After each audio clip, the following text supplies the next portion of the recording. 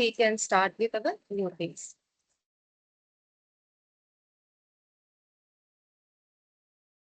Ma'am मोक्ष के बारे में आपने बताया था, कर्मों से जब पूरी मुक्ति मिल जाती है तभी जी कंटिन्यू करिए। आपने उसकी प्रक्रिया बताई थी कि कर्मों से जब मुक्ति मिल जाती है वही मोक्ष है। और ज्ञान के दो प्रकार भी बताए थे और निर्जरा का भी आपने एक्सप्लेन किया था। ध्यान से कर्मों की निर्जरा होती है। और भाव मोक्ष और द्रव्य मोक्ष को भी एक्सप्लेन किया था आपने। द्रव्य मोक्ष का स्वरूप मैम बता रही थी आप, बस तभी क्लास खत्म हो गई थी। Yes. Please increase the volume. Yeah, it is the full volume. Full volume. I can hear because I have just switched off the fan. Okay. So let us continue, Anil ji and Priya ji. You can see the screen, right? Yes, yes. हाँ, ma'am yes दिख सकता है सबको screen? Okay.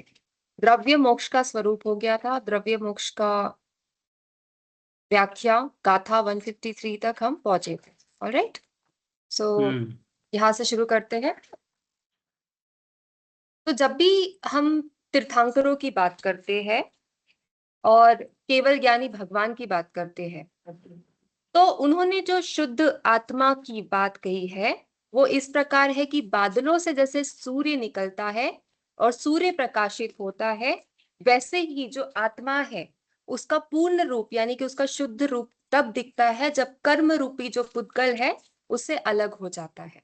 तो ये एक simple सा व्याख्या है, सिंपल से बात है अबाउट द फिलॉसफी ऑफ मोक्ष की मोक्ष यानी प्योरिटी ऑफ द सोल कैसे अचीव किया जा सकता है, सोल की प्योरिटी हमें कैसे समझ आती है, यानी शुद्ध रूपी आत्मा हमें कैसे देखने को मिलता है। ठीक है, तो इसके लिए बादलों से निकलते हुए सूर्य के समान उसको कंपेयर किया गया है और वो बताते हैं कि वे संपूर्ण जगत के लिए वंदनीय और पूजनीय होते हैं, यानी जो केवल ज्ञानी होते हैं जिन्होंने मोक्ष की प्राप्ति कर ली है वो वंदनीय है और पूजनीय है। एंड केवल ज्ञानी भगवान संसार में विचरण करते हुए जीवों को सत्य का उपदेश देते हैं, यानी कि what we are talking about is केवल ज्ञान। ओके, केवल ज्ञानी जो बीइंग होते हैं दे नो एवरीथिंग, राइट? उनको सब मालूम है। क्यों मालूम है? क्योंकि उन्होंने आत्मा की शुद्धता अचीव कर ली है। They have attain what? Purity of soul. अब प्योरिटी ऑफ सोल अटेन कर ली है, इसीलिए वो क्या करते हैं? What is the next step? वो जीवों को जाके उपदेश देते हैं। वो चाहते हैं कि लोक कल्याण हो। This is what they want. जीवों को जाके वो उपदेश देते हैं, जीवों को सत्य का मार्ग बताते हैं। और ये जो अवस्था है ये दीर्घ काल तक रह सकती है, यानी कि बड़े ही लंबे समय तक it will go on and on. जब उनके आयु कर्म की अवधि केवल एक मुहूर्त शेष रह जाती है और वेदनीय नाम तथा गोत्र कर्म की अवधि भी उतनी ही रह जाती है, तब वे मन वचन और स्थूल शरीर की सभी क्रियाओं का पूर्ण त्याग कर देते हैं। नाउ इट इज अबाउट कि वेन मतलब कब उनका जो कर्म बंधन है पूरी तरीके से छूट जाता है और कब वो पूरी शरीर की क्रियाओं का त्याग कर देते हैं। मतलब क्या बताया जा रहा है संध्या जी? यहाँ पे कुछ थोड़ा सा ब्रीफ बताएंगे। हम लोग पूजनीय जो केवल ज्ञानी है, केवल ज्ञानी की बात कर रहे हैं, राइट? केवल ज्ञानी कैसे लोग होते हैं? केवल ज्ञानी वो होते हैं जो जिन्होंने कर्मों को ऑलरेडी त्याग किया है ना? कर्मों को त्याग किया है, अब वो क्या करते हैं?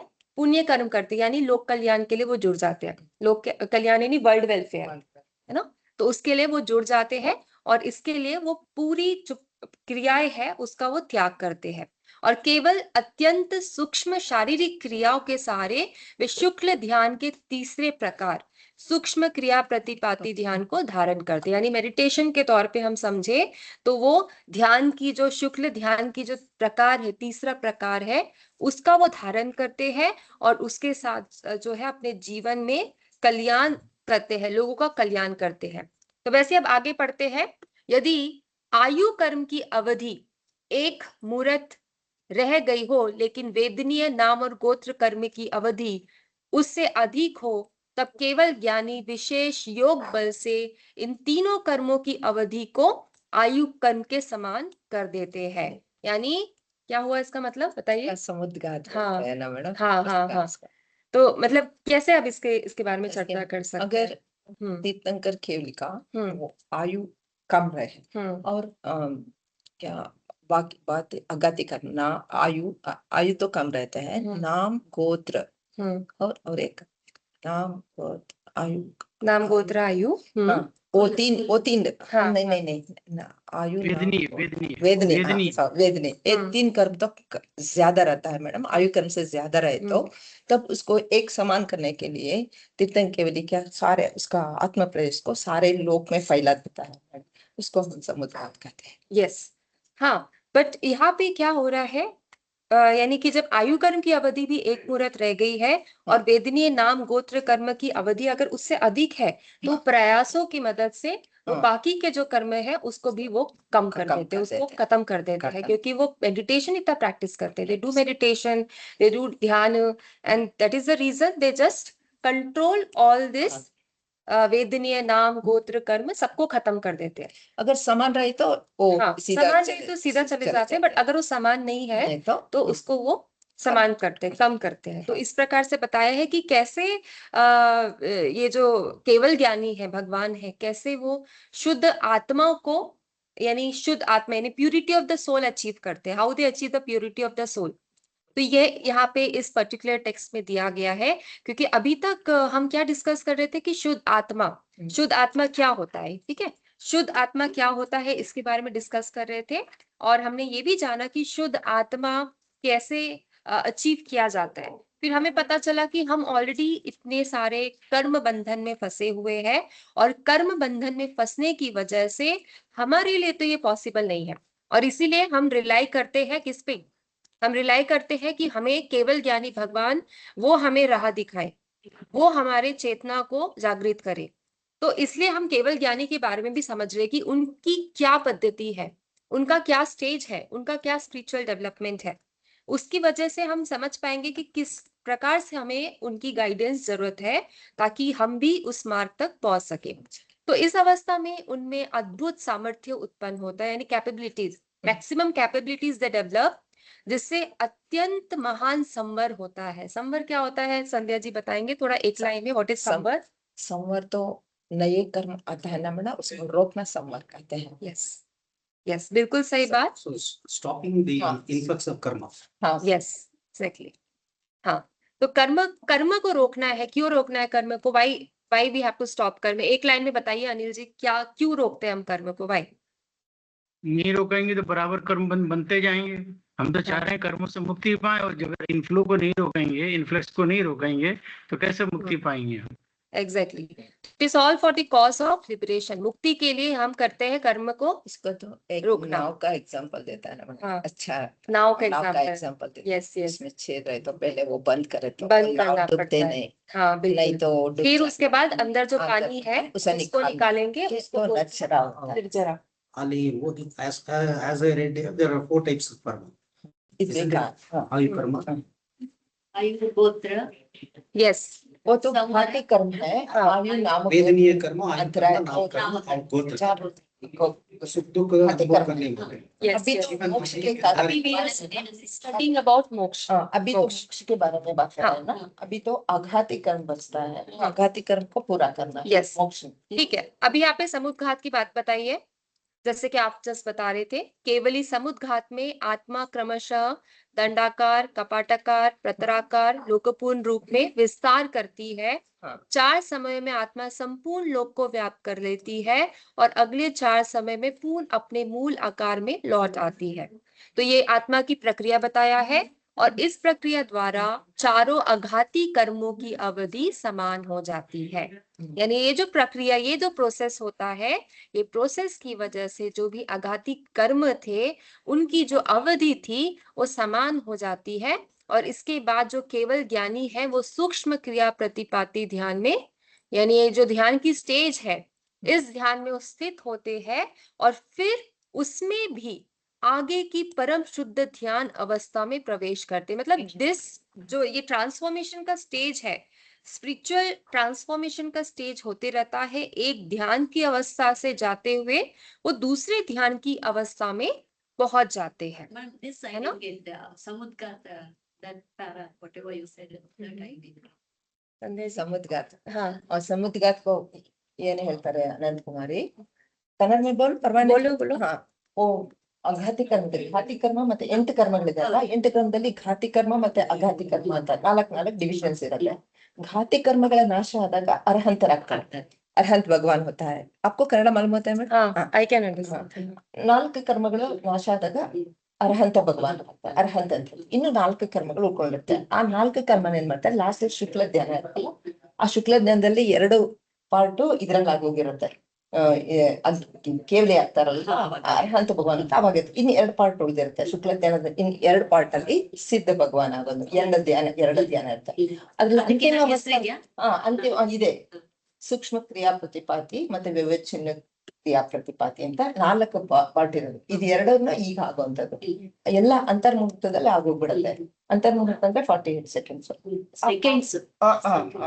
ಹೌದು ಅಷ್ಟು ಶೀಘ್ರದಲ್ಲಿ ಅವ್ರದ್ದು ಇದು ಊಪರ್ ಹೋಗ್ತಾ ಇರ್ತಾರೆ ಅವಾಗ ಏನಾಗುತ್ತೆ ಅಂದ್ರೆ ಅವ್ರದ್ದು ಆಯು ಕರ್ಮ ಜಾಸ್ತಿ ಇರುತ್ತೆ ಮತ್ತೆ ಬಾಕಿ 4 ಕರ್ಮಗಳಂದಾಗ ನಾಮ ಗೋತ್ರ ಮತ್ತೆ ವೇದನೀಯ ಇನ್ನು 3 ಕರ್ಮ ಸಪೋಸ್ ಜಾಸ್ತಿ ಇದ್ರೆ ಸಮಾನವಾಗಿದ್ರೆ ಎಲ್ಲಾನು ಇದ್ರೆ ಅವ್ರು ಸೀದಾ ಒಂದೇ ಸಾರಿ ಮೇಲೆ ಹೋಗ್ಬಿಡ್ತಾರೆ ಊರ್ಧ್ವಲೋಕಕ್ಕೆ ಲೇಕಿನ್ ಅದು ಆಯು ಕರ್ಮ ಕಡಿಮೆ ಇತ್ತು ಆಯು ಕರ್ಮ ಕಡಿಮೆ ಇದ್ದು ಇಲ್ಲ ಆಯು ಕರ್ಮ ಕಡಿಮೆ ಇತ್ತು ಇದೆಲ್ಲ ಬೇರೆ 3 ಕರ್ಮಗಳು ಜಾಸ್ತಿ ಇದ್ದಾಗ ಅವ್ರೇನ್ ಮಾಡ್ತಾರೆ ಅದನ್ನ ಸಮಾನ ಮಾಡ್ಬೇಕಾಗುತ್ತೆ ಸಮಾನ ಮಾಡ್ಬೇಕಾದಾಗ ಏನ್ ಮಾಡ್ತಾರೆ ಅವ್ರು ತಮ್ಮ ಆತ್ಮ ಪ್ರದೇಶನ ಇಡೀ ಲೋಕ ಪೂರ್ತಿ ವ್ಯಾಪ್ತಿ ಮಾಡ್ತಾರೆ ಮಾಡಿದಾಗ ಏನಾಗುತ್ತೆ ಅದು ಅದಕ್ಕೆ ಸಮಾನವಾಗುತ್ತೆ ಕಂಪ್ಲೀಟ್ ಇದು ಕ್ಷಯ ಆಗುತ್ತೆ ಕರ್ಮಗಳು ಪೂರ್ತಿ ಕ್ಷಯ ಆಗಿ ಹೌದು ಅದಕ್ಕೆ ಸಮುದ್ರ Anil ji, you can understand Kannada?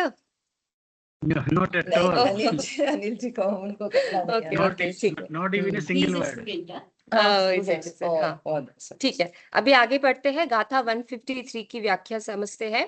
इसके बाद जो केवल ज्ञानी है वो विपरीत क्रिया निवृत्ति अथवा समुचित क्रिया निवृत्ति नामक शुक्ल ध्यान यानी शुक्ल ध्यान की अंतिम अवस्था में वो प्रवेश करते हैं और इसी अवस्था में जो उनकी क्रियाएं थी, उनकी जो भी एक्टिविटीज थी, जो भी कर्मिक प्रिंसिपल्स थे, उसका सबका अंत हो जाता है, वो सब खत्म हो जाता है। यानी जो हम बात कर रहे थे योग की, what we are talking about the योग, it is about the activities of our body, our mind and what, शरीर वचन और मन वचन काया। तो ये सारी जो गतिविधियां है अपनी शरीर की, मन की, वचन की, ये इससे उत्पन्न होने वाली जो भी जो है श्वास प्रश्वास गति तथा आत्मा के प्रदेशों की कंपन, यानी आत्मा में कुछ प्रवेश होता है, particles enter inside the soul, तो वाइब्रेशंस होते हैं, राइट? तो वाइब्रेशंस भी समाप्त हो जाते हैं। इवन द वाइब्रेशन, द कंपन इज ऑल्सो गेटिंग लॉस्ट। और इसी कारण सभी प्रकार के कर्मों का आश्रव पूर्णतः रुक जाता है। यानी इतना स्पिरिचुअल डेवलपमेंट जरूरी है जो कि केवल ज्ञानी अचीव कर पाते हैं, और ये अचीवमेंट के बाद ही उनके जो कर्म थे वो पूर्ण रूप से समाप्त हो जाते हैं। तो ये प्रोसेस बताया है। और इसी अवस्था में केवल ज्ञानी अयोगी केवली कहलाते हैं।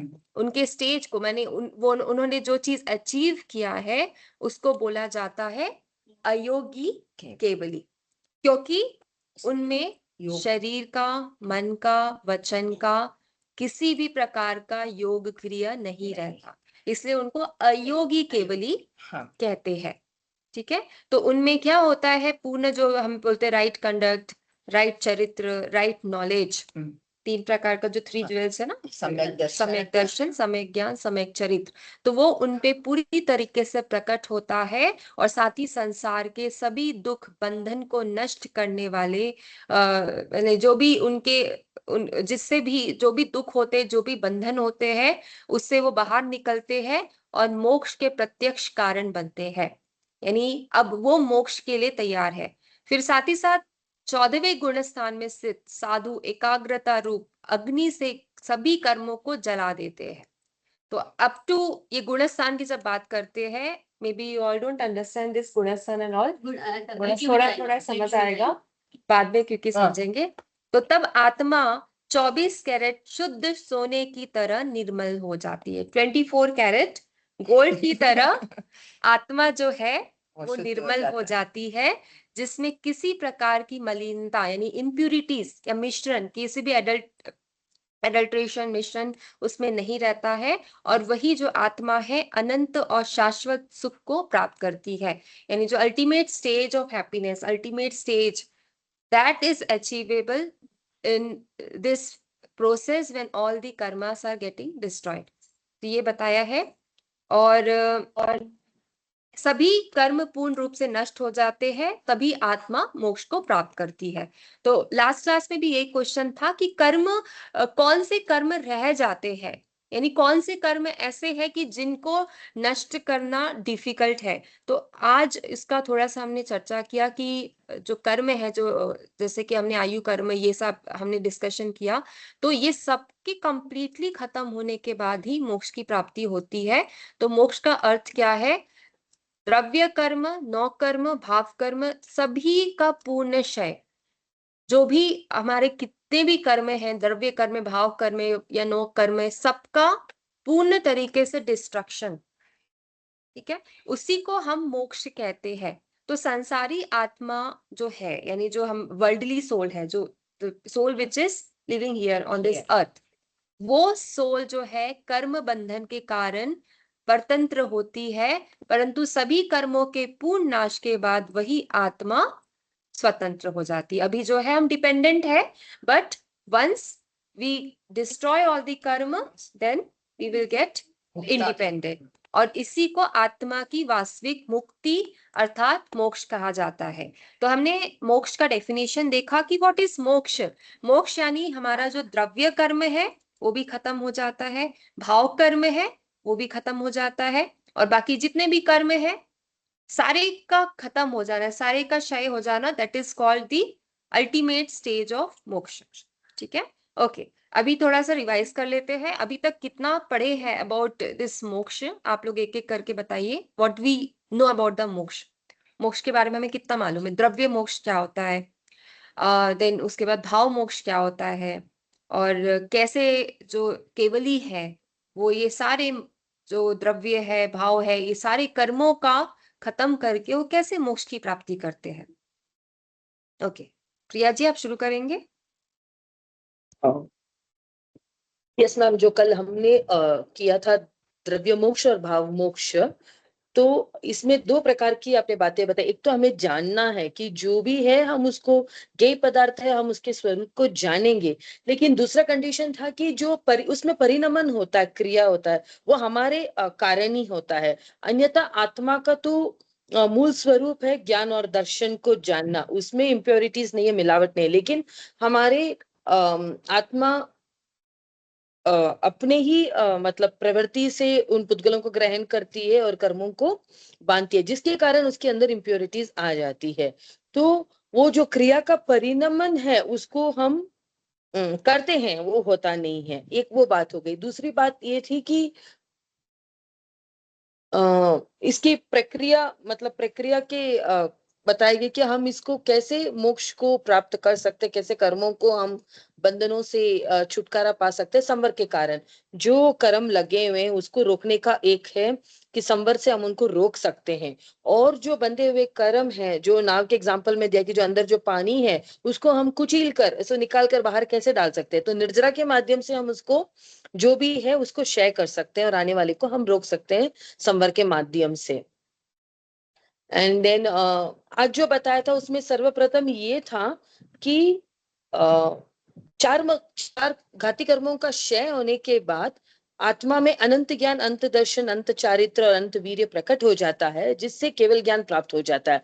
तो जो आवरण आया हुआ था, जो बादल बीच में था, वो सारा ही हटके प्रकाशवान हो जाता है और वो केवल ज्ञान, जैसे ही केवल ज्ञान प्राप्त होता है उन्हें संपूर्ण ज्ञान की नॉलेज हो जाती है। उस नॉलेज से वो सभी जीवों के कल्याण करने के लिए उपदेश देते हैं, उन्हें समझाते हैं केवल ज्ञान का। और बाद में जो चार अघातीय कर्म बचा हुआ है उसको भी कैसे समय अनुसार उसको भी कैसे उस बंधनों से छुटकारा पाया जाए, तो उससे भी पाते एक रीजन। दूसरा ये भी हो सकता है इनकेस वेदनीय कर्म, नाम कर्म और गोत्र कर्म की वो ज्यादा हो जाए, बंधन उसमें ज्यादा है, और आयुष्य कर्म कम है, अभी उनको मोक्ष की ओर अग्रसर होना है, तो इन सबको वो तीनों को बैलेंस करते हैं। बैलेंस करने के लिए समुद्घात का प्रयोग करते हैं। समुद्घात में जहां पर पूरे संपूर्ण लोक में 8 प्रकार का होता है, मतलब कपटाकार और दंडाकार, कपटाकार, चारों प्रकारों में करते हैं। पहले 4 में तो वो पूरे लोक में फैलाते हैं, फिर अंतिम 4 में वो सिकुड़ कर आ जाते हैं, जिससे पूरे आत्म प्रदेश पूरे लोक में फैल जाता है और उनके कर्म नष्ट हो जाते हैं और मोक्ष को प्राप्त करते हैं। और निर्जरा का तो माध्यम यही है कि निर्जरा के क्या क्या कितने प्रकार के निर्जरा, 12 प्रकार का निर्जरा बताया गया है, जिससे हम उसको करके कर्मों को नष्ट कर सकते हैं। इसमें जितना ध्यान आया उतना। Very nice, excellent Priya ji, बहुत अच्छे से आपने बताया है। हाँ, ठीक है, ओके। अभी आगे का पढ़ते हैं। मोक्ष मार्ग का स्वरूप यानी उसका नेचर। अब हमें पता है कि आत्मा का स्वभाव क्या है। कैसा स्वभाव है उनका? शुद्ध ज्ञान, शुद्ध दर्शन, यानी right knowledge, pure knowledge and philosophy जो है शुद्ध दर्शन, वो है आत्मा का स्वरूप। और यह जो ज्ञान और दर्शन है वो आत्मा से अलग नहीं है, वो आत्मा का स्वरूप है। यानी अब इसमें स्वरूप का मतलब समझ ले। स्वरूप is like a nature which cannot be differentiated from an object। अगर ऑब्जेक्ट को डिफाइन करना है तो हम कैसे डिफाइन करते हैं? उनकी क्वालिटी। अगर मेरे सामने कोई सामान रखा है तो मैं कैसे बोलूंगी कि इसका कलर लाल है, इसका कलर हरा है। इस प्रकार से मैं उसको समझाने का प्रयास करती हूँ, बराबर है। तो इसलिए उसको जो ज्ञान है प्लस उसकी जो फिलॉसफी है वो उससे अलग अलग नहीं है, वो आत्मा का स्वरूप कहलाती है। अब स्वरूप और लक्षण में कुछ डिफरेंस है? लक्षण यानी कि हाँ, उसका जो सिम्टम्स बोल सकते हैं, उसमें क्या हाँ। दिखने से उसको वो ऑब्जेक्ट बोला जा सकता है। It is उसको हाँ qualities. हाँ, मतलब एक क्वालिटीज तो हो गया हमारा नेचर, स्वरूप जिसको बोल रहे हैं नेचर। लक्षण मतलब कंडीशन, किस कंडीशन को फुलफिल करके वो ऑब्जेक्ट अपने स्टेट ऑफ एग्जिस्टेंस को प्रूफ करता है, ठीक है, तो उसको लक्षण बोलते हैं। ठीक है, तो आत्मा को राग, द्वेष और अन्य दोषों से मुक्त करके उसी शुद्ध ज्ञान और शुद्ध दर्शन में स्थिर करना ही चरित्र यानी कि कंडक्ट कहलाता है। यही मोक्ष मार्ग है। मोक्ष मार्ग यानी क्या? पाथ ऑफ मोक्ष, द पाथ ऑफ मोक्ष। अभी मोक्ष मार्ग कैसे पॉसिबल है? जो भी आत्मा में दोष है, जो भी आत्मा में दोष यानी कि जो भी आत्मा में राग है, द्वेष है, इस प्रकार के जो भी दोष है, उस दोषों से आत्मा को छुड़ाना, वो दोषों से आत्मा को छुड़ाना और साथ ही साथ उसको मुक्ति के रास्ते लेके जाना, यानी कि उसको शुद्ध ज्ञान और शुद्ध दर्शन की ओर लेके जाना, उसी को हम पाथ ऑफ मोक्ष कहते हैं। पाथ ऑफ मोक्ष यानी मोक्ष मार्ग।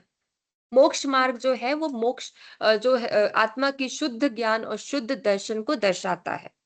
चरित्र, अब चरित्र का मतलब समझते हैं। चरित्र का वास्तविक अर्थ है आत्मा को उसके अपने शुद्ध स्वभाव में स्थापित करना। So if anybody asks you what is charitra, what is conduct, it is all about realization of soul to its exact nature। जो उसका एग्जैक्ट नेचर है, उसका शुद्ध स्वभाव है, उसका रियलाइजेशन होना, आत्मा को उसका अपना शुद्ध स्वभाव पता चलना, मतलब जो हम बोलते हैं आजकल की स्टेज में self realisation. We can realise our self. For this we have the pathways. सारी फिलोसफीज में पाथवेज डिफरेंट डिफरेंट है, ट्रेडिशंस में पाथवेज डिफरेंट डिफरेंट है, but what is the ultimate aim? लक्ष्य जो बोल रहे हैं ना, लक्षण अलग है, लक्ष्य अलग है। लक्ष्य क्या है? When we practice it, Yes. whatever we know, we have to Yeah. practice. Yeah. So practices can be different, but what is Charitra means goal? practice. हाँ, चरित्र, हाँ, आपका किस प्रकार से आप वो कंडक्ट यानी वो जो फॉर्म है उसमें प्रेजेंट स्टेट में उसमें आ सकते हो, तो उसका वास्तविक अर्थ है आत्मा को उसके शुद्ध स्वभाव, उसका जो प्योर नेचर है उसका रियलाइजेशन होना। तो आत्मा का जो स्वभाव, ज्ञान है और दर्शन है वो उसको Not पता चलना। so not realizing one's self, Atma, not realizing about its own nature is a cause of karma. Can I Yes, say so? yes, it is Nice. because of bandhan, Bandha. It is Karma bandha. karma karma bandhan, bandhan. karma bandhan. So, okay. Yes. And Yes. once we stop all the karmas from affecting our soul, then we can, Once realization happens, then right? realization happens. When Atma comes to know about itself, Yes. that's realization. Yes. So all karmas eventually drop away. हाँ, Yes. that is called सम्यक दर्शन। सम्यक तो प्राप्त सम्यक हुआ तो दर्शन। हाँ, सम्यक दर्शन दर्शन, या सम्यक सम्यक वो अगर प्राप्त हुए तो एक बार हो गए तो वो आगे चलता है, वो रियलाइजेशन होता हाँ, है। and it is all the तब तक नहीं processes. होता, हाँ, तब It is, तक नहीं होता। हाँ, it is all the processes given that how we have to realize our entire nature, soul, and how we can go to the moksha mark. सभी दर्शन हम्म। का गोल तो मोक्ष है, लेकिन पाथ दूसरा दूसरा। पाथ Way- दूसरा ways- दूसरा है। ways are Yes, different। yes. तो जब भी जो आत्मा है वो बाहरी विषयों, राग द्वेष आसक्ति से हटकर अपने शुद्ध स्वरूप में स्थित होती है तो वो उसका वास्तविक चरित्र है, उसका एग्जैक्ट और एक्चुअल नेचर है, जो उसका कंडक्ट है, जो वो करना चाहती है, तो उसको हम बोल सकते हैं चरित्र। यानी ज्ञान, दर्शन और चरित्र ये ही तीनों मोक्ष मार्ग के आधार है। These three are the basis for the moksha mark, the path of moksha. What is that? Yeah. ज्ञान, दर्शन और चरित्र। रत्नत्रय। So ज्ञान ज्ञान ज्ञान ज्ञान First क्या है, दर्शन। दर्शन क्या है? First Darshan. Darshan Darshan is the way of perspective. सम्यक कैसे दर्शन। आप देख सकते हैं हाँ, चीजों को, हाँ। पर्सपेक्टिव जो ज्ञान- बोल सकते हैं। ज्ञान मतलब knowledge, right knowledge. That's yeah, perspective is personal, not individualistic. हाँ, Individualistic. इंडिविजुअलिस्टिक, बट अभी जब आत्मा की perspective, Jnana is absolute. Absolute, Absolute means it is in the object of anything. It is objective. When darshan is subjective. So subjective. No. When our when tendency. we talk about souls, मतलब आत्मा का जब दर्शन के बारे में, when we talk about the Darshan of आत्मा, हाँ. it is not subjective, it is totally universal. It is First- one and the same for us. One and the same for the all. It has to attain. Yes. When every drop of a dew is same as the other. Yes. The morning में वो जल पुष्प होता है ना, जल बिंदु होता है ना, हाँ, Yes, ये नहीं yes, yes. वो if you consider it as an atma, they will be different. All will be different. They will be connecting on the leaf blade. But माने तो वो सब एक ही है, उसका क्वालिटीज तो एक है. Maybe Exactly. the look, when we look at it, they will be collecting differently. But the characteristics in them are the same. Where they're should. That is right darshan. That is the That right is perspective. Yeah. And jnana and the characteristics. Yes. Right. May I knowledge. say so? Yes. It is also सम्यक Darshan ज्ञान। means all belief, right belief. Darshan means हाँ, right belief. हाँ, That's हाँ, Jnana means knowing, knowledge. knowing is that Knowledge. सम्यक ज्ञान। सम्यक, Jnana. मतलब right Everything- knowledge. Everything samyak. So when these two goes hand in hand, the Charity. conduct will follow it. Yes. isn't it? Right darshan, right ज्ञान and then right चरित्र. अगर हो तो सम्यक conduct दर्शन। आता है। Yes. तो ज्ञान आत्मा को सत्य का बोध कराता है। What is the right thing? What is the truest thing? वो बताता है नॉलेज, यानी जो नॉलेज है, ज्ञान है, वो आत्मा को उसके सत्य का बोध कराता है। दर्शन जो है यानी फिलॉसफी जो है, आत्मा को सही श्रद्धा उत्पन्न कराते हैं, यानी राइट बिलीफ बताता है कि what is the right belief. Then चरित्र जो है आत्मा को उसी सत्य में स्थिर करता है। Okay. यानी what is the truth, you Conduct. Have to follow it. Conduct. That is what the realisation of soul. जो सत्य है उसको ऑटोमेटिकली आत्मा फॉलो करता है, तो उसको बोलते हैं चरित्र। That is the right conduct. So once we know the right practice, then automatically we are moving towards it. But once we don't have the knowledge, हमें नॉलेज नहीं है, ज्ञान नहीं है कि ये अच्छा है, ये गलत है, ये सही है, तो हम उसको फॉलो नहीं करेंगे। बट अभी हमें पता है, हमारी आत्मा को पता है कि ये हमारे लिए सही है, ये गलत है, then automatically it will start happening.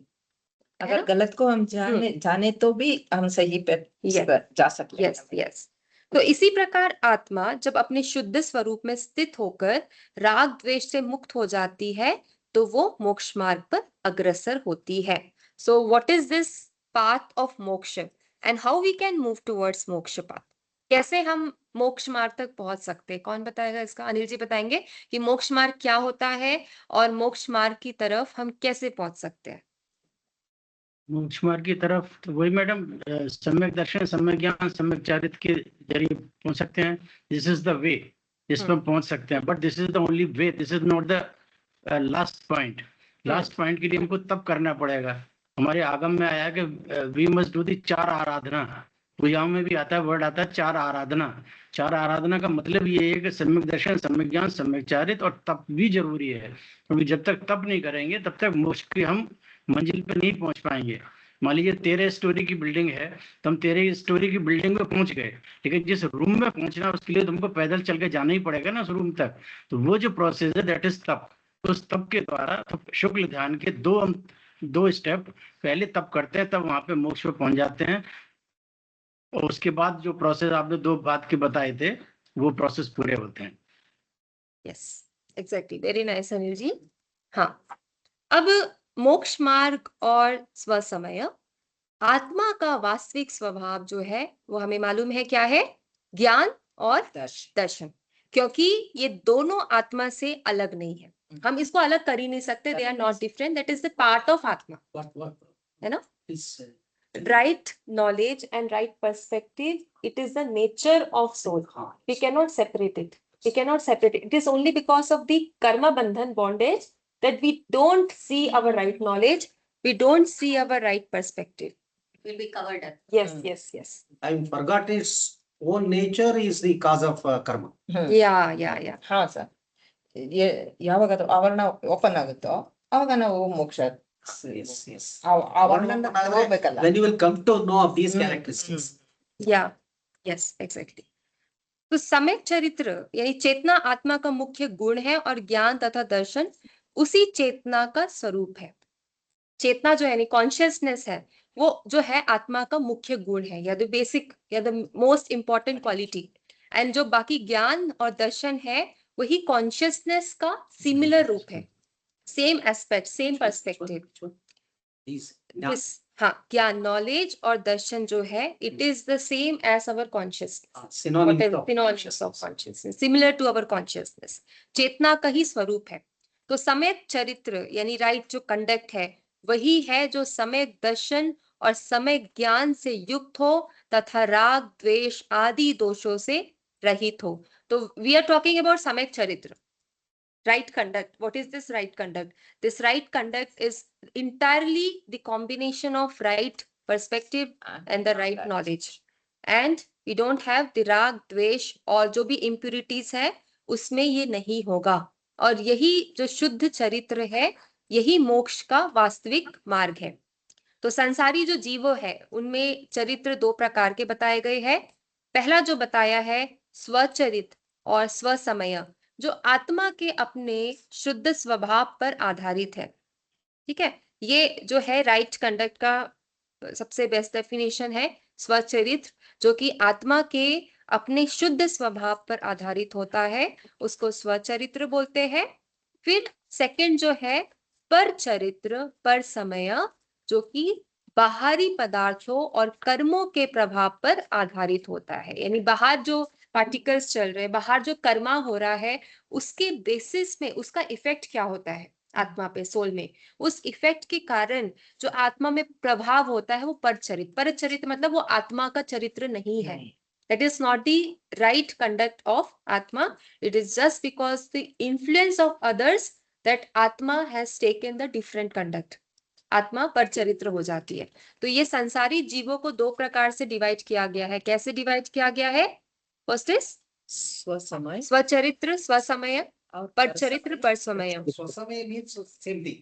स्वचरित्र के स्वचरित्र, यस, दोनों एक ही है ना? एक ही है, एक ही है। स्वसमय बोले तो मैडम हमारे अंदर का है ना हाँ, मैडम, जो सेल्फ का जो ट्रू नेचर है दैट इज गेटिंग रिफ्लेक्टेड, तो वो बोल सकते हैं स्वचरित्र स्वसमय। बट अगर सेल्फ का ट्रू नेचर रिफ्लेक्ट नहीं हो रहा है, it is the influence of others nature.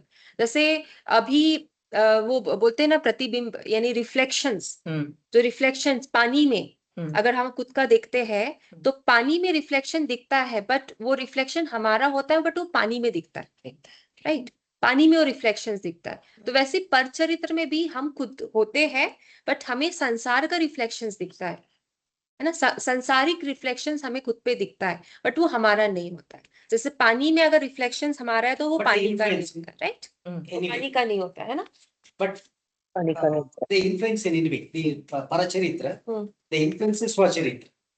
हाँ, influence, whatever is influence, like reflection of the water, reflection of ours, when we see in the water, Ah, when we see our reflection, this is Ah. our reflection. This okay. is not water's reflection. Yes, yes. Water's reflection is different. But Okay. because we are standing in front of water, so our it face gets will get reflected. reflected.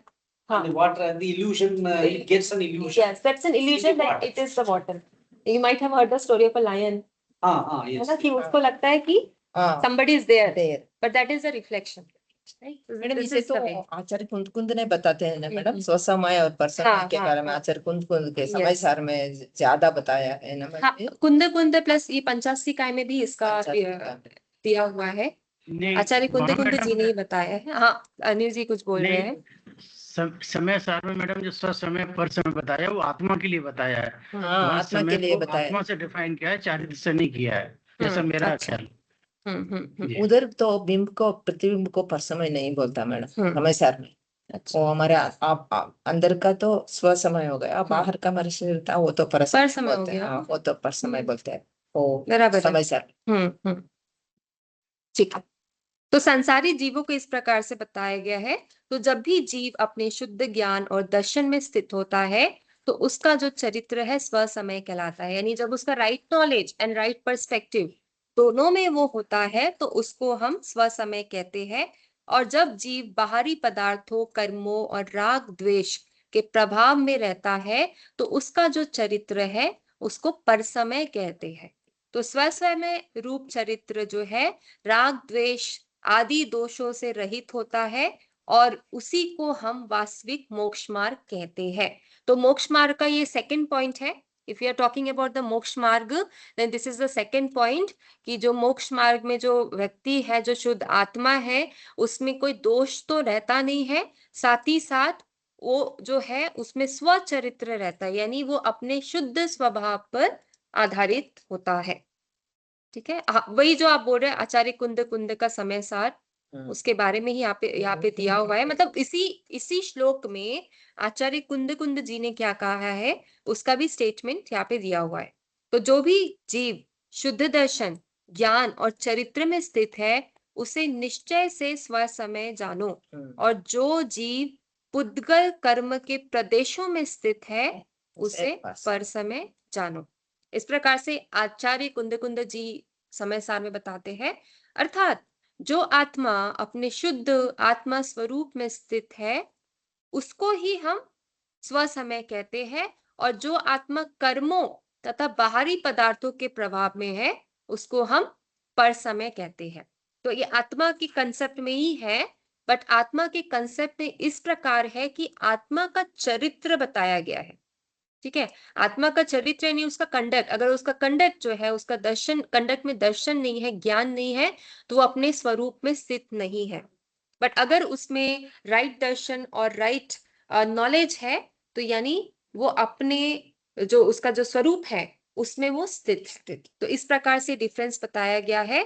तो केवल जो अरिहंत है, सिद्ध है, वही पूर्ण रूप से स्वसमय है। क्यों वो स्वसमय है? क्योंकि वो शुद्ध आत्मा में स्थित है, उनको रियलाइजेशन भी है शुद्ध आत्मा का, और उसको वो कंटिन्यूटी भी रख रहे हैं। यानी ऐसा नहीं कि आज वो शुद्ध है कल उनमें इम्प्यूरिटी हो जाएगी, ऐसा नहीं होगा। क्यों नहीं होगा? क्योंकि उन्होंने अपने दर्शन यानी राइट दर्शन प्लस राइट ज्ञान, सम्यक दर्शन, सम्यक चरित्र, तीनों को समझ लिया है। तीनों को उन्होंने पूर्ण रूप से समझ लिया है, और इसी वजह से वो अपने स्टेट को फिर से नहीं भूलेंगे। हमारे साथ हो सकता है ये चीज हमेशा होती है कि आज हमने कुछ नया हैबिट फॉर्म किया कि 10 दिन तक एक्सरसाइज करेंगे, बट होता है कि 11वें दिन हम वापस अपने प्रेजेंट स्टेट में आ जाए। क्यों? क्योंकि हमें सम्यक दर्शन, सम्यक ज्ञान, सम्यक चरित्र, इसका पूर्ण रूप से नॉलेज नहीं है। बराबर है। बट जब हमको इनका नॉलेज हो जाता है तो ऑटोमेटिकली हमारा जो चरित्र है वो सम्यक दर्शन और सम्यक ज्ञान रूपी होता है। ठीक है। तो इसी तीनों कॉम्बिनेशन को यहाँ पे बताया गया है, स्वसमय को परसमय को बताया गया है। अभी गाथा 154 155 में आचार्य कुंद जी कहते हैं कि आत्मा जो है वो सम्यक दर्शन, सम्यक ज्ञान, सम्यक चरित्र, ये तीनों के द्वारा मोक्ष को प्राप्त करती है। तो मोक्ष को प्राप्त कैसे करती है? उसके लिए आचार्य कुंद कुंद जी कहते हैं कि आत्मा जो है सम्यक दर्शन, सम्यक ज्ञान और सम्यक चरित्र द्वारा मोक्ष को प्राप्त करती है। और यहाँ चरित्र को मुख्य माना गया, जो मैं आपको समझा रही थी कि चरित्र क्या है, राइट कंडक्ट क्या है, that is the most important, सबसे इंपॉर्टेंट है। क्यों? क्योंकि वही आत्मा को उसके शुद्ध स्वरूप में स्थापित करता है। जो आत्मा का शुद्ध स्वरूप में स्थापित हो जाना, वो ओनली राइट कंडक्ट से पॉसिबल है। जो राइट चरित्र की बात कर रहे हैं, राइट कंडक्ट की बात कर रहे हैं, उसी से ये पॉसिबिलिटी है। मैडम ऐसा भी बोलता है मैडम, अगर हम चारित्र से गिर गए तो, अगर हमें श्रद्धा होना, अगर हम श्रद्धा से गिर गए तो ऊपर नहीं आने का होता है, अगर पहले श्रद्धा रहना, अगर चारित्र से गिर गए तो हम ऊपर आ सकते हैं, फिर उसको सुधार कर आ सकते हैं, लेकिन श्रद्धा से नहीं गिरना। श्रद्धा, हाँ, वो ऐसा भी बोलते हैं। हाँ, बोलते हैं। हाँ, But Hyoma, most of us as the Shravikas, we know what is right. Darshan we have, and the Jnana also we have. But Charitra, no, that's very difficult to give up what's pleasures. Most of the Shravikas do that. We know what is right, and we know everything, what is right, what is a characteristic of our But giving up worldly pleasures is very difficult. Saying one thing and doing one thing, that's happening. Duryodhana ಸ್ಥಿತಿನೂ ಹಾಗೆ ಇತ್ತು. ಅವನೊಂದ್ ಕಡೆ ಹೇಳ್ತಾನೆ, ಅದ್ರಲ್ಲಿ ಮಹಾಭಾರತದಲ್ಲಿ ಬರುತ್ತೆ. You are catching my points ನಾ? So ಇದೊಂದು ದುರ್ಯೋಧನ ಕಾಫಿ ಯಹಿ ಏಕ್ ಕ್ರಕ್ಸ್ था. In Mahabharata he only says, I know what is right, but I cannot do that. but I cannot not do it. Yes. Even Karna, same with Karna. Same. Exactly. That is the thing. Right conduct इसलिए इतना important है, और यहाँ पे right conduct को इतना अच्छे से समझाया गया है। साथ ही साथ आचार्य कुंद कुंद जी कहते हैं कि जीव चरित्र के आचरण से, यानी चरित्र के राइट यानी राइट कंडक्ट से निर्वाण या मोक्ष को प्राप्त करता है। यानी राइट कंडक्ट को इतना इंपॉर्टेंट और प्रायोरिटी बेसिस पे बताया गया है कि उसके थ्रू निर्वाण और मोक्ष की प्राप्ति होती है। और इसी को हम जो बोलते हैं, यह चरित्र सम्यक दर्शन और सम्यक ज्ञान से युक्त होता है। तो मोक्ष प्राप्त आत्मा देवों, असुरों और मनुष्य के स्वामियों की विभूतियों से भी श्रेष्ठ और महान अवस्था को प्राप्त करती है। तो देवों, असुरों, मनुष्य, स्वामी, सबकी जो फॉर्मेशन, सबकी जो मैनिफेस्टेशन उससे भी वो श्रेष्ठ रूपी होती है। तो मोक्ष की महिमा संसार के सभी वैभवों से ऊपर है, सभी से ऊपर है मोक्ष। मतलब मोक्ष का कितना इम्पोर्टेंस है, और वो स्टेज में पहुंचना डिफिकल्ट है, बहुत डिफिकल्ट है। और उसके लिए यहाँ पे सिंपल सा मेथोडोलॉजी बताया है, it is the right conduct, right चरित्र। उसके थ्रू जो है मोक्ष मार्ग जो है वो खुल सकता है। मोक्ष जो पाथवे है, the path towards moksha that can be there, and the soul can realize that path. आत्मा को रियलाइजेशन हो सकता है। ठीक है, ओके। तो यहाँ पे आगे कंटिन्यू करेंगे मुनि जी, और मतलब यहाँ पे एक एक को समझाया गया है, स्व समय और पर समय का डिफरेंस बताया गया है, और आत्मा के शुद्ध मतलब एक एक गाथा में एक एक पॉइंट्स को समझाया गया है, एक एक गाथा में एक एक लेवल को समझाया गया है कि आत्मा कैसे अपने शुद्ध रूप तक पहुंच सकती है। ठीक है, यहाँ तक क्लियर हो रहा है? आज जो भी बताया क्लियर है, everything is clear? If you मतलब एक समरी आपको बताना है तो आप कैसे बताएंगे? आप में से कोई बताइए अभी तक जो बताया है उसके बारे में, स्व समय के बारे में, पर समय के बारे में। हाँ बताइए अनिल जी।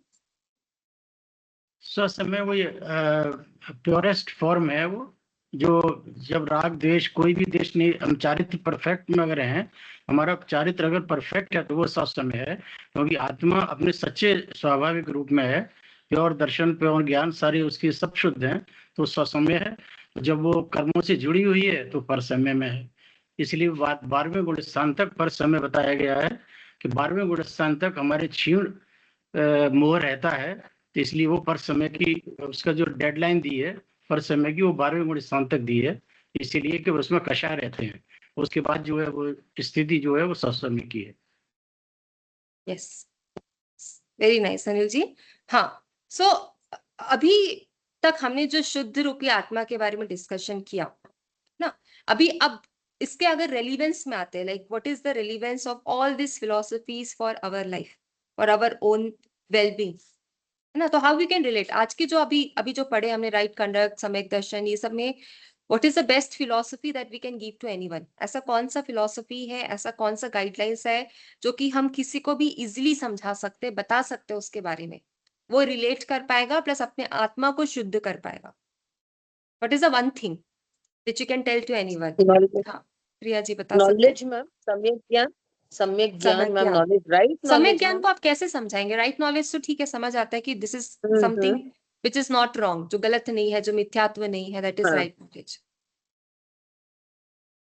मतलब एक लेमन को हम कैसे समझाएंगे इस चीज को? एग्जैक्टली, उसका रेलिवेंस हम कैसे बताएंगे फॉर द प्रेजेंट वर्ल्ड? हाँ, चरित्र से तो बताएंगे, बिल्कुल, कंडक्ट से बताएंगे। Role of conduct is very important.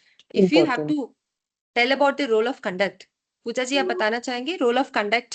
Conduct के बारे में आपको बताना है, प्रोफेशनल प्रैक्टिसेस में right conduct how much it is important, then how we can tell, कैसे बता सकते हैं? मैम Yeah, अहिंसा so को बता whatever सकते हैं ना? you do, the हाँ, conduct is all about what you do. I mean, whatever you do it the right way. पर्दे से पीछे Irrespective of आइए whatever आगे। the situation. Puja ji Puja video. जी, पूजा जी, पर्दे से ऊपर आइए, पर्दे से पीछे से आइए। So, हाँ, whatever the rule of conduct is all about, if it's a blanket rule, then doing the right way is what Samyak Charitra talks about. Wherever you are, do justice in that, and that's what is your conduct. That's the primary thing. Then you have the other layers coming up. And when you spoke about how do you tell a layman what is that one thing can be made them understand about what is the pathway to moksha, is it, I think it's about theory of karma. What is karma? What goes around, comes back to you. I think that one concept can be easily put into any layman's brain, saying that if you do wrong, that will come back to you. If you do good, that's going to come back to you in a lighter way.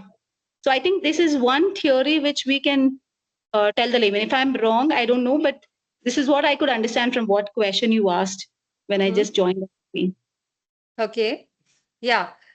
So you have very well said that how much this right conduct is important for us, for our practice, and you have also made us like clear that this is all about the karma. So right, if you are not practicing the right conduct, then again the karma bandhan will happen. Again the soul will be impure. So this cycle will Yes. go on and go on. So once Yes, for you example. fix your soul, right? Huh. Yeah, for Continue, example, please. professionally, I have a patient coming. On a professional note, if I have a patient coming saying that I have a tooth pain, I know that the patient do not require a root canal, but root canal can give me a better revenue to my clinic. So there are a lot of doctors who would look at the revenue part, not at the pain what the patient is going through. So I keep myself in the place of a patient and think that what if that is happening to me? So that way I'm not doing wrong, because I want to be treated the same way what others would want to treat me, or treat the others like the way others treat me as well. So coming to the nutshell, doing right is looking at what the patient needs, then adding n number of treatments to the patient. If the patient needs a filling, patient has pain, do a filling, then do the root canal. Root canal is the advanced step. Filling is a baby step to a tooth. So getting the revenue is not important. If I'm looking at only revenue, then I'm not doing justice to the patient. So on a general dental note, this is what I can give you as an example. Okay, it's a rightly fit example for this philosophy. Yeah. In the nutshell, live and let others also live. That's the philosophy for the householders. Huh, Yes, for but the it's very- layman, we can. Yeah, it's very difficult to. We don't let others live at all. Yeah, It's we very- can say that let other live means don't do any harm to them. Yes, Because you're I mean, doing any harm to them, again you're inviting the wrong karmas to you. Like bandhan to you. You're making your soul impure again. So let others leave. That means that you don't engage yourself in all these things where you are getting your soul impure. So it is all about the realization that our soul is impure and then fixing it towards the purity. This is the all the stages of development that we are talking about, the spirituality and most importantly the moksha. क्योंकि अभी हम मोक्ष को क्या समझ रहे हैं, what we are understanding, हम लोग तो बस यही समझ रहे हैं कि मोक्ष बहुत डिफिकल्ट है, हम इसको अचीव नहीं कर सकते, we cannot achieve it, it's very difficult, we cannot even talk about it, who we are to talk about it, हम कोई संत नहीं है, हम कोई ज्ञानी नहीं है, हम कैसे बात कर सकते हैं मोक्ष के बारे में. बट यहाँ पे बताया गया है कि दिस इज नॉट राइट. आप बात कर सकते हो मोक्ष के बारे में अकॉर्डिंग टू द शास्त्र, और प्लस अपने जो सोल है, जो इम्प्योर है, जो कि बंधन में है, उसको धीरे धीरे करके मुक्त करके उसका जो प्रेजेंट स्टेट है, यानी उसका जो एग्जैक्ट स्टेट है, एब्सोल्यूट स्टेज है, उसको आप रियलाइज कर सकते हो. मतलब ये पूरे फिलॉसफी इसलिए है ताकि हमारी जो कवरिंग्स है आत्मा की, या जो हमारी रॉन्ग दृष्टि है यानी रॉन्ग पर्सपेक्टिव है, उसको राइट किया जा सके, we can make it right. तो ये पूरी philosophy it's like a guidance to us, it's like a pathway to us, है ना. First of all it is, ये हमको समझा रहा है, ये हमको बता रहा है कि whatever we are reading is worth reading. जो भी हम शास्त्रों में समझ रहे हैं ये वर्थ रीडिंग है, because we can connect it to our own life. हमें ऐसा नहीं समझना है कि मोक्ष है बहुत कठिन मार्ग है, we can not attain it, so why we should go for it, right? We don't have to do that. यहाँ पे बताया गया कि we can attain it, there is a possibility to attain it if we follow the certain path, जो कि जिसमें right conduct हो, यानी कि right चरित्र हो. तो चरित्र का इंपॉर्टेंस बताया है, प्लस चरित्र को हम अपने लाइफ में कैसे ऐड कर सकते हैं, right? Like it's a service you can add on to your life. Okay, so this is something which we are learning about the right conduct, the right charitra, and कितना important है right conduct, and it is so important to talk about it, क्योंकि हम अगर उसके बारे में बात नहीं करेंगे तो we don't know कि where we are going wrong, है ना. So इसके हिसाब से ये सारी जो philosophy है, it is practicing philosophy in my way. It's not बस इतना नहीं है कि हमको शास्त्र में दिया है तो बस हमको समझना है, ये सिर्फ समझने वाली बात नहीं, it is all the practising philosophy जो कि हम अपने लाइफ में लेकर आ सकते, धीरे धीरे एड ऑन कर सकते, like an add on service, like I said, धीरे धीरे we can implement this to our life and change our life, like transform our life. Most important the values. जैसे मैंने, आप जीवन विज्ञान में पढ़ रहे हो कि वैल्यू जो है खत्म हो रही है, वैल्यू वापस लेकर आना है. कैसे लेकर आएंगे? शास्त्रों को पढ़ के उसको अपनी लाइफ में लेकर आके we can bring that values back to our life. तो वही सब आपको चरित्र में मेंशन करना है. व्हेन आप जब राइट कंडक्ट के बारे में बात कर रहे हैं तो आपको वो सारी चीजें आप मेंशन कर सकते हो, ठीक है. ओके, सो हाँ बताइए. यस बताइए. So I will take the example of the story of Bahubali and Bharat. It is said, we are told that Bahubali got moksha on the advices after counseling from Bharat at the end of the story. Bharat is the one who is the cause of all those the whole story, because he was a good man like his father Rishabhadev. They were all the sons of Rishabhadev. They were all nice and spiritual. He was also a nice guy, but what happened is Chakraratna. I am just connecting. I am very novice to this philosophy, but some Purana stories I know. But just now what you have heard, what you have learned, I am trying to connect those aspects to the story like this. So he was a nice guy. He was क्या कहते हैं, स्वसमय स्वचरित्र, दोनों एक ही. हाँ दोनों एक है ना. स्वचरित्र वो अच्छा था, वो ठीक था, लेकिन क्या हुआ कि चक्ररत्न उदय का हुआ, नवरत्न का, वो स्त्री रत्न चक्र रत्न ऐसा है ना, वो उसको it happened that that weapon happened to take birth, to appear in his zakir, I mean the cache of weapons. So then from the influence of that So because some great weapon happened to appear in his cache of weapons, he just dwelt from his path, and he took to go on conquering the other range. Shatkandagalanu, he happened to He go conquered. on a campaign to He went on conquer the expedition. expeditions. Only on the return of while returning, the Bahubali challenges his emperorship, sovereignty. So then the duel ensues. Don't enter the sir. Inside. enter ಆಗಲ್ವಲ್ಲ ಊರ್ ಒಳಗೆ ಅದು enter ಆಗಲ್ಲ. ಅಲ್ಲಲ್ಲ, ಅದೇನೇನೆ. ಅದಕ್ಕೋಸ್ಕರ It happens. ತಾನೇ It happens. Only on the birth of death. That was the incident which incites him to go on the expedition. Go on conquering the whole Kanda. He becomes a bit arrogant and egoistic, and he went on to conquer. So while on returning, only on returning, the Chakra doesn't enter the his city, capital city. Then he took to a consultation with that Sumant. He took the advice of the minister, Purohit. They said there is one person who has not surrendered to you. That's Bahubali. You have to get him bow to you. So he asks him. He says that I will bow to you as my elder brother. You are as good as our Pitashri, but not as a conqueror. He was also very arrogant type of person. They were both indulgent. They were not at all away from physical pleasures and all that. He was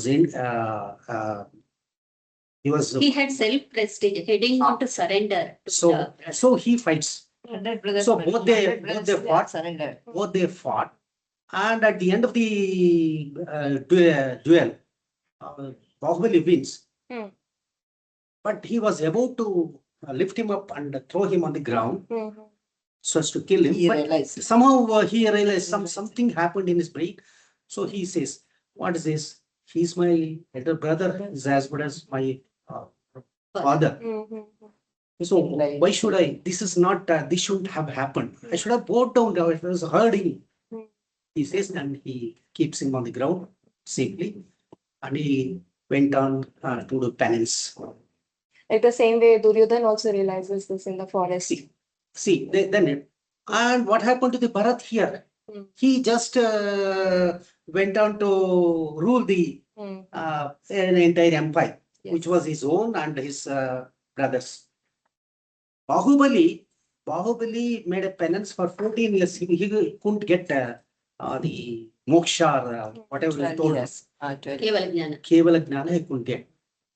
But at the end of the story, only Bharat will come and advise him, counsels him about life, about tattva, and then only he will be able to attain moksha. So in our Puranas, they say Bharat is the Tadbho Mokshagami. He will get moksha whenever he wants. The very moment he will turn towards that aspect, he will get moksha. But it didn't happen to Bahubali. Why? With all those penance and doing right things from the beginning. Why is it so? Why Bharat is Tadbho Mokshagami and this fellow only on the advice of the his brother, who was the oppressor to some extent during that time. He could get to know what's Kevala Jnana. Why is it so? That's my question. No, he had some feeling that the earth on which he was No. giving balance I don't know. belongs to I want to know what counseling Bharat did to give to his brother. People say that he had a kashaya, that I am standing on the earth of the. on the earth of which is ruled by my brother. They say all that. Maybe he had the kashaya. But what made him to quit those things? Quit those kashaya? What counseling did Bharat gave him? Yeah. So that is the one thing which Bharat had, which Bahubali didn't. That's the reason for why we call Bharat the oppressor in that context. In that context, the Tadbho Mokshami, but not Bahubali. He toiled on the top of the hill. Why? What was the lesson Bharat taught to his brother? Anyone here would like to answer? Question is clear to all of you, right? Anil ji, Pooja ji, and Priya ji, Sarup ji. आपको clear है question? Unmute करके बताइए. Longest question. No, it's a question. It's a question. Why? Why is it? Why Bharat? For some time he was an oppressor. Anil sir वो mute में है. हाँ, Anil ji. Only on the advice of the oppressor. Unmute करके Eventually, बताइए. he being his brother. On his counsel only he could attain Kaivalya or Moksha, whatever you say. But even after Anil sir unmute कर करिए. लीजिए. Anil unmute sir after आप mute में हैं. Mute में है. even after practicing the right path for 14 years on the top of the hill. Anil sir बताते हैं. Anyhow, Bharat could know that he was in Agam. We call it as a shalya. जैसे हमारे अगर कोई हमारा कपड़े में कोई चीज लगा हुआ है, हम मिरर देखते हैं, हमारे माथे पे कोई धब्बा लगा हुआ है, suppose there is some spot on the head, ठीक है? When we see the mirror, we can feel that this is the point, this is the black spot, so we can remove that. So he could know that this is the spot. Bharat apprised him that this is the spot, which is called in Agam we call it as the shalya. तो शल्य को उसने मिटा दिया. शल्य को मिटा दिया तो उसका जो थॉट्स हैं वो क्लियर हो गए. All the karms, all the bindings are because of the bhav karm, thoughts, because of the process. तो जो थॉट प्रोसेस है उसको रिमूव कर दिया उन्होंने. थॉट रिमूव, जो थॉट प्रोसेस था वही कर्म को बांधे हुए था. तो आपने जब थॉट प्रोसेस को हटा दिया, जैसे आपने कपड़े से गंदगी को हटा दी, तो your cloth has become clean. That was the system. Yes, that was the science. yes. I agree with you, sir. I agree with you. Then I agree with you. Thank you, sir. Thank you. that is what I can think. I mean, otherwise the ma'am will tell. या पूजा जी आप भी कुछ It was- add on करना चाहते हैं? I will say my thoughts after all It was- madam speaks. It was simply a removal of the spot. The spot was that I am standing on his earth. He removed that cause. Cause was removed, so the karma was removed, and he got clear concept. In Agam we call it the shal. Shal भी तीन तरह की होती हैं, माया, निदान और एक और होती है. तो इस तरह तीनों शल में से कोई भी अगर शल आ गई तो वो मोक्ष नहीं होगा आपको. ओके, वेरी हाँ, नाइस अनिल जी. प्रिया जी आप बताइए, कुछ इसमें ऐड करना चाहते हैं? कुछ नहीं, वो कर्म का ही लग रहा है मुझे. कर्म के कारण ऐसा होता है. कर्म में ऐसे मन में ऑलरेडी शल्य ऐसे था. भाव आए हुए हैं. क्या यस, भाव शल्य ऐसे आ बोलते हैं, जाते हैं शल्य. एंड देन फिर रियलाइज होता है. शल्य बोल सकते हैं, हमारे अंदर हाँ, वो शल्य. अशुद्धि आ जाती है, हमारे अंदर वैसे भाव आ जाते हैं. तो then it happens and then जब उसको समझ जाते हैं तो हमारे साथ शायद एवरीडे के लाइफ में ऐसे होता है. We start realizing things. Every day this happens with us and every day we realize these things कि क्या सही है, क्या गलत है, हम इससे बाहर निकलते हैं. So this happens, this is related to karma. मेरे मन में आया है. यस. हाँ, आप बताना चाहते हैं? शल्य और impurities, हाँ, कषाय की वजह से भाव नहीं आ पाते हैं. My wonderment is what this fellow was one time an oppressor. What he told to get him out of that shanya, that kashai, what this fellow might have advised him. You tell the answer, sir. Sir We are ನಾನೇನ್ curious. ಯೋಚನೆ ಮಾಡ್ತಿರೋದು ಅಂದ್ರೆ ಹ. ಏನಿಲ್ಲ, let go, ಜೋ ಹುವಾ so ಹುವಾ, ये भी बताता हूँ, मुझे भी उन्होंने अनित्यता बताई कि अहंकार का उन्होंने कारण अनित्यता तुम्हें हम तुम लड़े, लेकिन जो हुआ सो हुआ, let go of it. So this the brother, his brother, younger brother, he couldn't understand and let go of it. But this the elder brother just offered him his advice and told him, "ये चलो भैया छोड़ो ये सब, ऐसा होता है हम लोग." What is my perception is, Yes. what is my perception is, Yeah. he realized that, what mistake he did. Just for Bharat also, Bharat- after being defeated by yes, Bahubali, that's- he realized. Yes, that's what I told him. Then He felt understood. it. जो हुआ सो हुआ, And also, तुम भी ऐसा ही करो. he वो said, this is Anadi, this earth or Samrajya empire is Anadi. Yes. It doesn't belong to anybody, neither Ah, you that's nor me. So don't have the feeling that it belongs to me. Yes, yes. It is Anadi. From father, it has come to us. It doesn't belong to me, neither me nor you. So don't have the feeling that it belongs to me. That is the cause for him to realize that he gives up everything and he attains nirvana. That is Kevala Jnana. That is my perception. Correct. It's explaining these the aspects in a very detailed way, and he has his advice. It doesn't Maybe belong to anybody. Yes, It's like it's so. empire, you know. it was not only of the land. No, But ಅನಾದಿ was- ಅನ್ನೋಕಿನ್ನ Chicks ಅಂತ. you ಅನಾದಿ ಅನ್ನೋಕಿನ್ನ ನಶ್ವರ ಅಂತ ಹೇಳ್ಬೋದು ಅದನ್ನ ನಶ್ವರ वो empire today it comes कल वो खत्म हो जाएगा और नश्वर हाँ, अनादि Nashwara. नश्वर Nashwara. So it is Anadi because nobody created this empire or earth Hmm.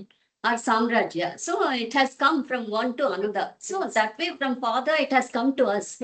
So it doesn't belong to neither you nor me. ನಾನ್ ಹೇಳೋದು ನಾನು ಕರೆಕ್ಟ್ ಅದು ಒಂದೊಂದು ಆಸ್ಪೆಕ್ಟ್. ಅವನಿಗೆ ಇದ್ದಿದ್ ಕಷಾಯ, ಹಿಸ್ ರೀಸನ್ ಫಾರ್ ಕಷಾಯ was I am standing on the Place of land of my my brother. brother, which belongs to him. So many.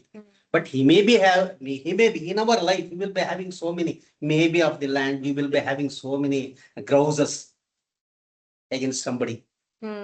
Only when we leave it, only we will let go of it. Then only we will be happy, Huh. we will be feel peaceful. Has Yes. So True. that's what he told. That's the reason. that is Okay.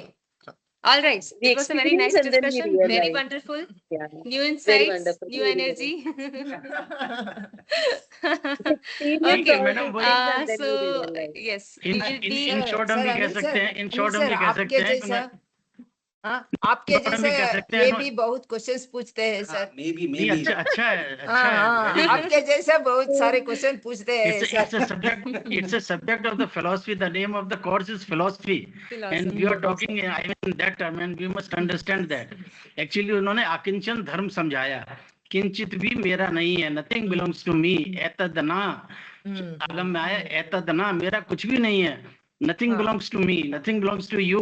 बस वो चीज उनके दिमाग में आ गई और उनको लगा कि वाकई में कोई चीज किसी को बिलोंग नहीं करती है. हाँ सर बस वो ख्याल आ गया और वो अनित्यता कहिए कुछ भी कहिए. एक्चुअली आगम की टर्म में इसको आकिंचन धर्म कहेंगे. ही टॉट हाँ। आकिंचन धर्म which he realized and he कुछ got भी मेरा moksha. नहीं Yes. And one more thing I can add, madam. It was Hmm. predetermined that only after the advice of Bharat, he should have got the Kaivalya. So he became the nimitta there. It was all predetermined. हाँ हाँ That It is also true. I can add one more thing. Right. Very nice, very nice. ಆಮೇಲೆ ಇನ್ನೊಂದು ಸಂಗತಿ ನನ್ನ ಮನಸ್ಸಿನಲ್ಲಿರೋದು ಬರ್ತಿರೋದು ಹೇಳ್ತೀನಿ. So many times we say we the raga and we will honor God, will obey, will say, we'll offer our obeisance, saying we the raga and why not we the dveshaya? We the dvesha has one even the hatred also. Dvesha भी वो जीता है ना.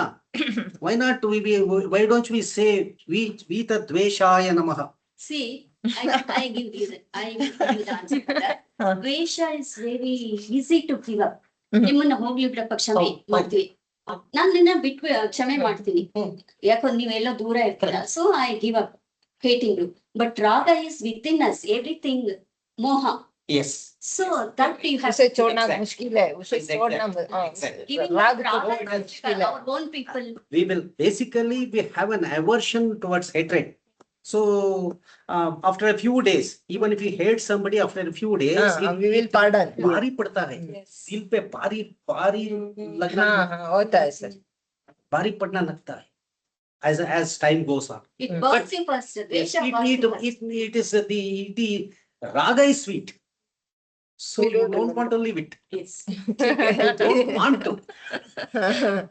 That's that is the reason हम why. चाहे तो So कोई that's चले why. नहीं So the चलेगा। more heart is. ದೋಷ ಬಿಡ್ಬೋದು, ರಾಗ ಬಿಡಕ್ಕೆ. हाँ, Right, right. ಅದಕ್ಕೋಸ್ಕರ ರಾಗ Okay. किसी को ಈ ತರ ರಾಗ. कुछ चलो। किधर भी Okay, जाना है। everyone, we will just end our session for today. Thank ठीक you है, so मैम। much. हाँ। I think it was a very insightful. Very interesting. Interesting Yes, yes, also. हाँ Yes. हाँ, ओके ठीक है। सर अब जाना है, टाइम हो गया। हाँ, Anil ji, sir Thank you, हाँ sir. हाँ हाँ 12 जाना बजे है, आपका appointment टाइम है। हो गया। हाँ, 12 Sir, बजे। thank you, sir. We had a company of all the nice such nice people. Your name. My name is Jinesh Kumar.